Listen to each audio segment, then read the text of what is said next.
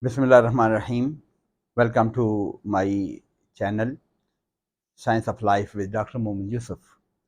Today I am going to talk about the second important hormone for the calcium regulation and some overall control of the calcium by these parathyroid hormone and other mechanisms over calcium level. But before that, one ayah from Holy Quran, part of ayah from Holy Quran is this ayah number 50 in Surah Al-Qasas. أعوذ بالله من الشيطان الرجيم بسم الله الرحمن الرحيم ومن أضل ممن اتبع هواه بغیر هدى من الله. उससे ज़्यादा गुमराह कौन हो सकता है जो अल्लाह की हिदायत के बगैर अपनी ख्वाहिश नफ्स की पैरवी करे. ये तो यू कैन इमेजिन, ख्वाहिश की पैरवी करने पे कहाँ ले जाएगी हमें. सिर्फ ख्वाहिश की पैरवी. इंसानियत और हैवानियत में फ़र्क ही ये है. वो भी अपनी ख्वाहिश के मुताबिक ज़िंदगी गुजार रहे हैं, हम भी अपनी ख्वाहिशात पूरी करते हैं, लेकिन we have got some rules and regulation, और वो रूल्स एंड रेगुलेशन हमारे अल्लाह ने बताए हुए हैं. तो अल्लाह की हिदायत के बगैर ख्वाहिश नफ्स की पैरवी गुमराही. तो वमन अदल्लु मिम्मन इत्तबा हवाहु बिगैर हुदम मिनल्लाह. अल्लाह की हिदायत के बगैर ख्वाहिश नफ्स की पैरवी करते चले जाओगे, फिर उससे ज़्यादा गुमराह कौन होगा. अल्लाह पाक हमें इसकी समझ दे. So, second hormone we are going to talk about, which affects the calcium metabolism, calcium level in the blood, is calcitonin. This hormone is also known as thyrocalcitonin because it is produced by thyroid gland, and some other animals हम आगे देखेंगे, it is produced by a special gland.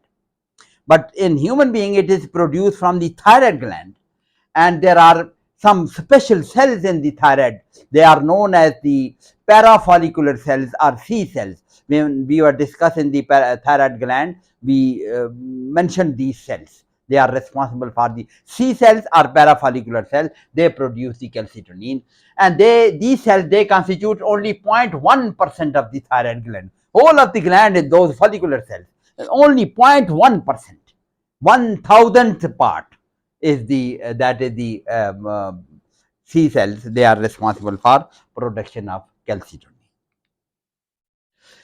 Chemically, this calcitonin is also a protein of 32 amino acids, polypeptide of 32 amino acids. Molecular weight is 3,400, and in lower animal, as I was saying, it is produced from a special gland, ultimobranchial glands. So human being, it is produced by the thyroid parafollicular cell. So it is also known as thyrocalcitonin, unme ultimobranchial glands. Effects of this calcitonin are opposite to parathyroid hormone.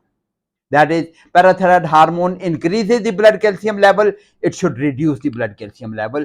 So effects are opposite to parathyroid hormone, it decreases the calcium level in the blood. इसको देखेंगे ये कैसे करती है. अभी बस यही हमारी डिस्कशन है टुडे. तो effects is on the bone. Calcium ज्यादा होगी तो कहाँ जाएगी. If the blood calcium is more, then calcitonin is required to reduce it.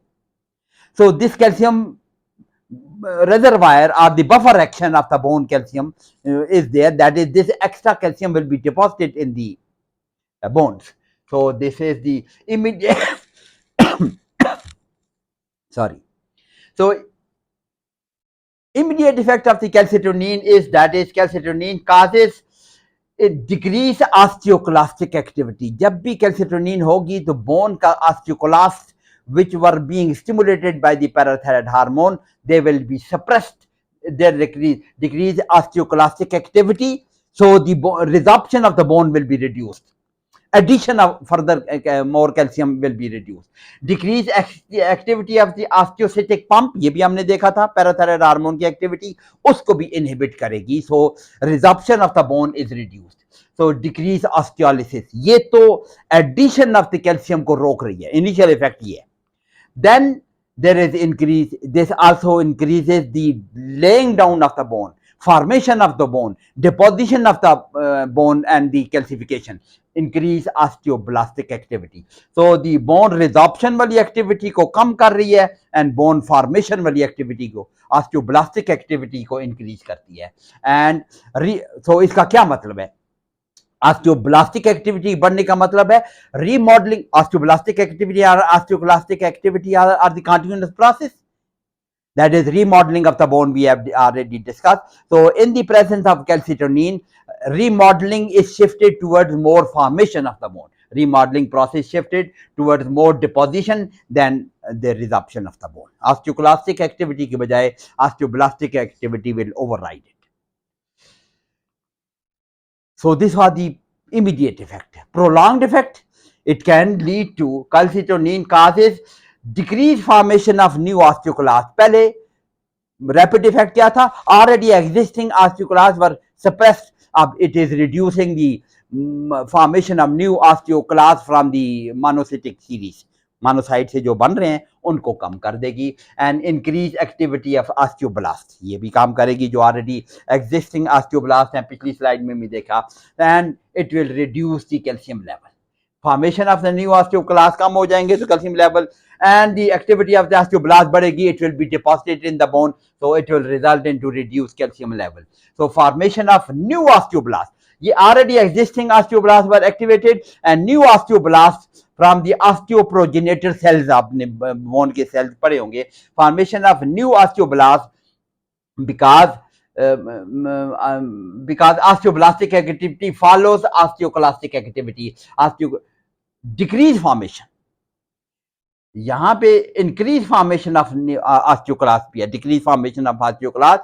Osteoclast जब काम कर चुकते हैं तो ऑस्टियोब्लास्ट आते हैं. अगर ऑस्टियोक्लास्टिक एक्टिविटी कम होगी है तो वो टनल्स बनना बंद हो गए हैं, सो ऑस्टियोब्लास्टिक एक्टिविटी भी फाइनली कम हो जाएगी. तो इसका क्या इफेक्ट है? ऑस्टियोब्लास्टिक एक्टिविटी को पहले बढ़ा रही है फिर उसको भी कम कर रही है, तो इसका इफेक्ट ट्रांजिएंट होता है. सो दी Finally, decreased activity of both osteoclast and osteoblast. Osteoclast की एक्टिविटी तो डायरेक्टली कम कर रही है, लेकिन उनके कम होने की वजह से osteoblastic activity which follow the osteoclastic activity, दोनों एक्टिविटीज को फाइनली ये कम करेगी. तो हाइपोकैल्सीमिया अगर ये प्रोड्यूस करेगी किसी वजह से, अगर ये पैदा हो जाए, वो भी ट्रांजिएंट होगा. ट्रांजिएंट इसलिए कि शुरू में तो करेगी, लेकिन जब ऑस्टियोब्लास्टिक एक्टिविटी भी कम कर दिया तो it will hypocalcaemia will not occur. Transient hypocalcaemia, इसका effect of calcitonin does not persist for longer duration. अगर ज्यादा होगा, वजह उसकी हमने अभी डिस्कस कर ली है. दैट इज स्लाइट हाइपोकैल्सीमिया जब भी होगा, अगर किसी वजह से इसने हाइपोकैल्सीमिया कर दिया, एक तो बात, एक रीजन तो हम ये देख के आगे कि ऑस्टियोब्लास्टिक एक्टिविटी को भी कम कर रही है और ऑस्टियोक्लास्टिक एक्टिविटी को भी कम कर रही है. तो ये हाइपोकैल्सीमिया जो ये प्रोड्यूस करे प्रोलॉन्ग्ड नहीं होता. दूसरी इंपॉर्टेंट वजह ये है जो हमने प्रीवियस लेक्चर में डिस्कस किया था, हाइपोकैल्सीमिया थोड़ा सा भी हो जाए, 9.4 से अगर 9.2 भी हो जाए, थोड़ा सा भी हो जाए, तो slight hypocalcaemia it will stimulate the parathyroid hormone. Parathyroid hormone तो बहुत पावरफुल है, वो फिर कैल्शियम को अगर ये कम हुई है तो उसको रिप्लेस कर देगी. तो parathyroid hormone production, parathyroid hormone opposes the effects of calcitonin and the so daily turnover of calcium in adults is slow compare to children. ये जो चिल्ड्रन में तो टर्नओवर ज्यादा होता है ना, ऑस्टियोब्लास्टिक एक्टिविटी भी ज्यादा होती है. कल परसों भी हमने बात की थी रीमॉडलिंग ऑफ द बोन में. Children bones are more quickly being remodeled. So the daily turnover of calcium in adults is slow and compared to children. So about 5 grams of calcium turnover in children daily. और उसके लिए calcitonin has more marked effect on the stimulation of osteoblast in children. वहां पे चूंकि ये bone formation and remodelling is quick process हो, वहां पे कैल्शियम का, कैल्सिटोनिन का इफेक्ट इज इंपॉर्टेंट. अडल्ट्स में it may not be very important, जैसे हमने कहा कि ट्रांजिएंट इफेक्ट इसका होता है. So these are the so it reduces the blood calcium level, वो भी transient उसका effect है. Now we can sum up by the effects of the parathyroid hormone and the exchangeable calcium and calcitonin, overall control of the calcium in the blood, that is control of calcium ion concentration. ये कैसे maintain होता है? Hypocalcemia or hypercalcemia has to be corrected quickly. उसके effects हम कल देख लेंगे, abnormality जब हम पढ़ेंगे. So two defense lines for the calcium control. पहली defense line है buffer function of exchangeable calcium available in the bone. Bone में जो एक्सचेंजेबल कैल्शियम है, इजीली रिमूवेबल, इजीली डिपॉजिट होने वाली calcium, those calcium monohydrogen phosphate and dihydrogen phosphate जो calcium के हैं वो डिपॉजिट होने वाली calcium. So buffer function of exchangeable calcium, जब कैल्शियम चाहिए ये it will be removed and it will come into the blood, और जब ज्यादा हो गया कैल्शियम तो this will cause the more deposition of the this exchangeable calcium. And then hormone, जो हमने दोनों hormone parathyroid hormone and calcitonin ज्यादा करना है तो कैल्सिटोनिन बढ़ जाएगी, पैराथायराइड हार्मोन कम हो जाएगी, कम करना है तो कम करना है तो कैल्सिटोनिन बढ़ जाएगी, पैराथायराइड हार्मोन कम हो जाएगी, बढ़ाना है तो parathyroid hormone will increase, calcitonin कम हो जाएगी। एक्सचेंजेबल कैल्शियम पहले हम उसको पहले उस इफेक्ट को देख लेते हैं। Amorphous calcium salts in the bones, पहले भी हमने जिक्र किया है, calcium monohydrogen phosphate, calcium dihydrogen phosphate, maybe this form calcium phosphate as such. So these three forms, mostly these are the two forms of the calcium monohydrogen and dihydrogen phosphate in the bones. So they are loosely bound and they are in reversible equilibrium with the extracellular fluid calcium and phosphate. So 0.5 to 1% of the total bone calcium is in this form. वो तो 1 kilogram के करीब calcium है। So the 0.5 to 10 grams, 0.5 to 1% of the total bone calcium is in this amorphous form of the calcium. So total surface area जिस पे ये फैला हुआ है, it is more than 1 acre. सारी बोन्स का जो सरफेस एरिया है जिस जहाँ पे ये बोन के अंदरूनी स्ट्रक्चर पे जहाँ पे ये साल्ट हैं, तो 1 एकड़ के करीब ये फैला हुआ एरिया है। एंड दी हाइपोकैल्सीमिया जब भी होगा, so quick removal of this form of the calcium and addition into the blood will correct the calcium level. And hypercalcaemia हो जाए, quick deposition in this form, इतना बड़ा एरिया अवेलेबल है जहाँ पे कैल्शियम के साल्ट डिपॉजिट हो सकते हैं, 16 लार्ज एरिया है जहाँ पे रिमूव भी हो सकती है कैल्शियम को तेज करने ज्यादा करने के लिए, और एट द टाइम जब ज्यादा हो गया तो it can be deposited in this vast area available 1 एकड़ के करीब। So mitochondria in all the cells of the body also contain exchangeable calcium about 10 grams. ये बोन की कैल्शियम है 10 ग्राम के करीब है। माइटोकॉन्ड्रिया सारे सेल्स के, सारी बॉडी के जो ट्रिलियंस ऑफ सेल्स में जो माइटोकॉन्ड्रिया मौजूद है उनमें भी कैल्शियम मौजूद है, वो भी इजीली एक्सचेंजेबल कैल्शियम है, लेकिन उसका अपने काम है, but that calcium is also available, exchangeable calcium वो भी मौजूद है, माइटोकॉन्ड्रिया में मौजूद है। So this exchangeable calcium is important for the maintenance of normal calcium level. Hypocalcemia, hypercalcemia को prevent करने के लिए ये easily available calcium है। Then second line of defense, that is this hormone, जो दोनों हार्मोन हमने पढ़े हैं उसी की समरी कर रहे हैं। हाइपरकैल्सीमिया अगर हो जाए तो क्या करना चाहिए? पैराथायराइड हार्मोन कम हो जाना चाहिए और कैल्सिटोनिन बढ़ जाना चाहिए। हार्मोनल मैकेनिज्म तो यही होगा, there will be increase calcitonin, it will increase the osteoblastic activity, more deposition of the bone in the bone, calcium level will become, और पैराथायराइड हार्मोन उसका अपोजिट हो जाएगा, जब ये कम होगा तो ऑस्टियोक्लास्टिक एक्टिविटी पे इसका काम है, तो decrease osteoclastic activity means resorption of the bone कम हो जाएगी, तो more increase excretion in the urine. Parathyroid hormone prevents the excretion of calcium in the urine, वो भी ध्यान में रखना है।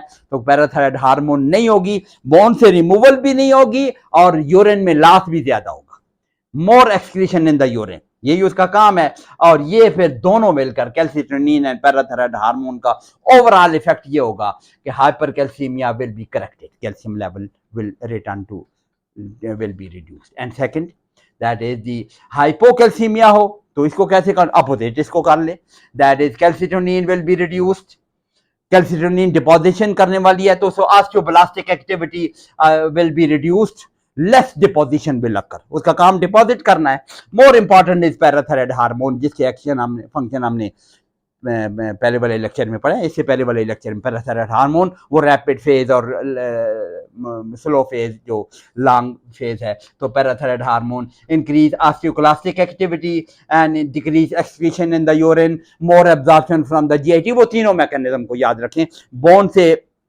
रिमूवल ऑफ द कैल्शियम भी करेगी, यूरिन में लॉस भी कम करेगी, और विटामिन डी को एक्टिवेट करके क्या यहाँ पे ऐड कर लें 1/3 बुलेट, जीआईटी से भी एब्जॉर्ब करेगी। तो all this will lead to the increase in the calcium level. So this is overall control of the calcium in the body by these two mechanisms, exchangeable calcium and these two hormonal mechanisms. So the calcium level is negatively feedback. Hypercalcemia hoga, that is to be reduced, and hypocalcemia hoga, that has to be increased. ये negative feedback mechanism.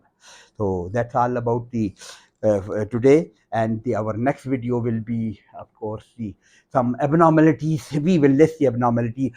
Rickets क्या होती है, osteomalacia क्या होता है, hyperparathyroidism क्या होता है, तो उसको abnormalities of the parathyroid hormone and calcium and vitamin D metabolism and bones में जो कुछ होता है उसको हम next time discuss करेंगे. उम्मीद है कि आपको समझ आई है, एंड क्वेश्चन हो तो कमेंट सेक्शन में, जैसे मैं हमेशा कहता हूँ, और रिक्वेस्ट भी करता हूँ कि इसको सब्सक्राइब भी कर दें और बाकी लोगों से शेयर ज़रूर कर दें ताकि ज़्यादा लोगों को इसमें फ़ायदा हो सके. Thank you very much.